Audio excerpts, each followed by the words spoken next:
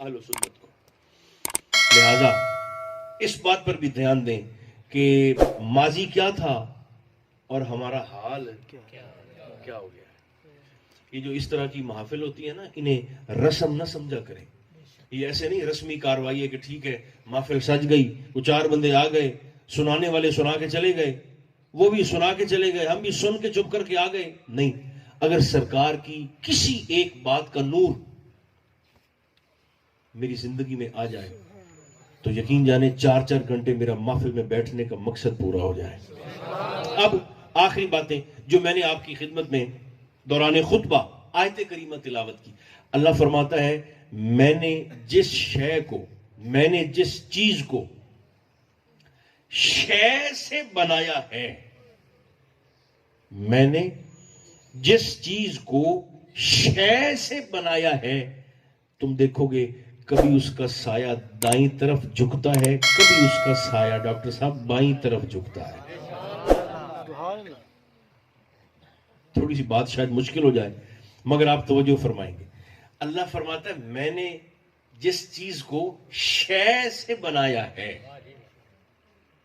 کبھی اس کا سایہ بولیں اور کبھی اس کا سایہ. جو مخلوق بنی ہے شے سے، اس کا تو سایہ کبھی دائیں جاتا ہے اور کبھی بائیں جاتا ہے. آپ سارے مسجد میں بیٹھے ہیں تو فیصلہ خود ہی آپ فرما لیں. اور جو ہے ہی بے سایہ، جو شے سے بنا ہے اس کا تو سایہ کبھی دائیں کبھی بائیں، اور جو ہے ہی بے سایہ اسے اپنے جیسا سمجھنے کی غلطی نہیں کرنی چاہیے. نہیں، میں مثال دے دیتا ہوں. آدم علیہ السلام بنے مٹی سے. آدم کے بننے سے پہلے مٹی موجود تھی. 4 بندے بولو جڑے بول سکتے ہیں. فرشتے ملائکہ بنے نور سے. فرشتوں کے بننے سے پہلے نور موجود تھا. مٹیریل تھا تو فرشتے بنے، مٹی تھی تو آدم بنے. جنات کو اللہ نے خلق فرمایا آگ سے، نار سے. جنوں کے بننے سے پہلے آگ تھی تو جن بنے. یہ اندر سے اٹھائیں قرآن اور رکھیں سر پر اور مجھے بتائیں محمد سے پہلے کیا تھا. صلی اللہ علیہ وسلم. آدم سے پہلے مٹی تھی، فرشتوں سے پہلے نور تھا، جنوں سے پہلے آگ تھی. مصطفیٰ سے پہلے کیا تھا؟ پھر نا کچھ بے وقوف قسم کے لوگ وہ کہتے ہیں دیکھو جی تم نے کمال کر دیا، اللہ کے نور کے بخیے کر دیے، اللہ کے نور کے تم نے ٹکڑے کر دیے. میں نے کہا وہ کیسے؟ لوگ سمجھتے ہیں کہ شاید دیکھیں نا جیسے 40 میٹر کا تھان ہو تو اس میں سے 10 میٹر نکال دیں تو پیچھے 30 میٹر بچتا ہے. وہ کہتے ہیں تم کہتے ہو اللہ نے ایسے اپنے نور سے مصطفیٰ کو بنایا. میں نے کہا اللہ کے بندے یہ معنی نہیں ہے کہ ایسے تھان کی طرح آپ سمجھیں کہ 40 میٹر کا ہو تو 10 میٹر خدا پناہ نکال کے ایک سائڈ پہ کر دیں تو پیچھے 30 میٹر بچتے ہیں. اللہ نے اپنے نور سے مصطفیٰ کو ایسے نہیں بنایا کہ اس کے نور میں کوئی کمی آ گئی ہو. نہیں تو پھر یہ مسئلہ سمجھ میں کیسے آ سکتا ہے؟ بڑی سادہ سی مثال. اور آپ کے اس ماحول میں، یہ خاص طور پر پھولوں والے ماحول میں، یہ مثال تو اور بھی اچھی طرح آپ کے ذہن میں اتر جائے گی.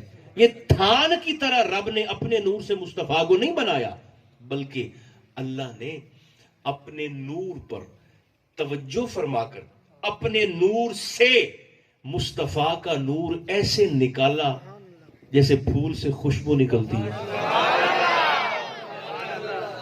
جیسے برف سے ٹھنڈک نکلتی ہے، جیسے سورج سے کرن نکلتی ہے. نہیں ذرا بتائیں اگر پھول سے خوشبو نکلے تو پھول کا کچھ جاتا ہے؟ بولو گو ہاں کرو یا نہ کرو، کچھ کرو گے تو صحیح. پھول سے خوشبو نکلے تو پھول کا کچھ جاتا ہے؟ نہیں جاتا. برف سے ٹھنڈ نکلے تو برف کا کچھ جاتا ہے؟ اور سورج سے کرن نکلے تو سورج کا کچھ گھٹتا ہے؟ نہیں. بالکل اسی طرح اگر میں مثال سمجھانے میں فیل نہیں ہوا پاس ہو گیا ہوں اور آپ سمجھنے میں فیل نہیں ہوئے پاس ہو گئے ہیں، بالکل اسی طرح اللہ نے اپنے نور سے نور مصطفیٰ کو تخلیق فرمایا. تخلیق کر کے دریائے وحدت کے کنارے پر، پیر صاحب، دریائے وحدت کے کنارے پر اپنے مصطفیٰ کو کھڑا کر کے اللہ نے فرمایا تنفس یا محمد. سبحان اللہ. زور سے بولیے گا سبحان اللہ. وحدت دے دریا تے کھڑا کرتے اللہ نے حکم دیا تنفس یا حبیبی. میرے محبوب ذرا سانس تو لیجئے. حضور ذرا سانس تو لیں. اب میں اور آپ سانس لیتے ہیں تو کیا نکلتا ہے؟ 3 چیزیں. کاربن ڈائی آکسائڈ، نمبر 2 تھوک، نمبر 3 جراثیم. ایسا ہی ہے نا؟ ہمارے سانس لینے سے تھوک نکلتی ہے، کاربن ڈائی آکسائڈ نکلتی ہے اور جراثیم نکلتے ہیں. جراثیم نہ نکلتے ہوتے تو یہ ساری حکومتیں ہمارے منہ پہ ماسک کیوں چڑھاتی؟ اس کا معنی یہی ہے کہ اپنے شر سے آپ دوسروں کو بچائیں ذرا. یہ ہماری اوقات ہے. مگر جن کے ذکر نے ہمیں یہاں لا کر بٹھا دیا ہے، میں تے تساں ساہ لویے تے کاربن ڈائی آکسائڈ، جراثیم بھی تے تھک بھی تے تعفن بھی تے بدبو بھی اور پتہ نہیں کیا کیا. لیکن اللہ فرماتا ہے تنفس یا حبیبی، دریائے وحدت کے کنارے پر کھڑا کر کے میرے محبوب ذرا سانس تو لیجئے. مصطفیٰ نے سانس لیا. ثم بجست منہ عیون الارواح. حضور سانس لیتے گئے، اللہ مصطفیٰ کی سانس سے روحوں کو بناتا گیا.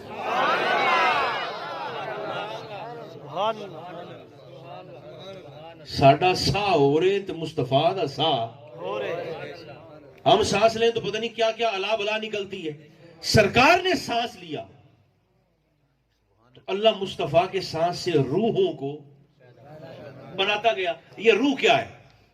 وَيَسْأَلُونَكَ عَنِ الرُّوحِ. حضور یہ آپ سے روح کے متعلق پوچھتے ہیں. قُلِ الرُّوحُ مِنْ أَمْرِ رَبِّي. آپ بتائیے روح میرے اللہ کا امر ہے. میں ایک جملہ کہہ دوں محبت سے، اللہ کرے جو جاگ رہے ہیں وہ سمجھ پائیں اور پھر زبانیں بھی کھول پائیں عظمت مصطفیٰ کے لیے. روح ہے اللہ کا امر. بولیے روح اللہ کا، روح ہے اللہ کا امر. جس کی سانسوں سے اللہ کا امر نکلے اسے محمد کہتے ہیں.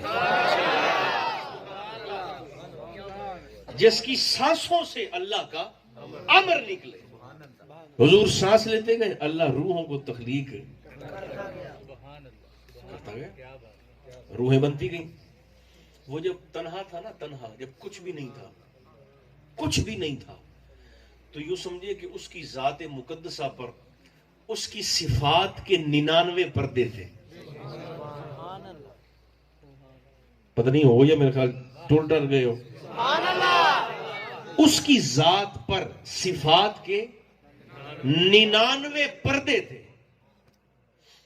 تو اس بے نیاز نے ارادہ کیا کہ میں کسی ایسے کو بناؤں جو مجھے دیکھ کر بتائے کہ میں کیسا لگ رہا ہوں. جو مجھے دیکھے اور مجھے دیکھ کر بتائے کہ ہم کیسے لگ رہے ہیں.